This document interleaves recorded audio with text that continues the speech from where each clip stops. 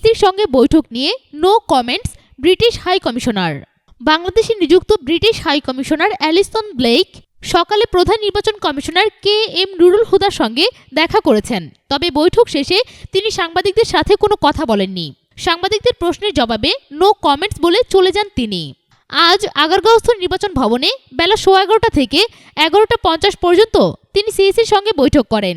ধারণা করা হচ্ছে এদিন তাদের মধ্যে নির্বাচনের বিভিন্ন বিষয় নিয়ে আলোচনা হয়েছে। তবে সেখানে কি আলোচনা হয়েছে তা এখনও জানা যায়নি।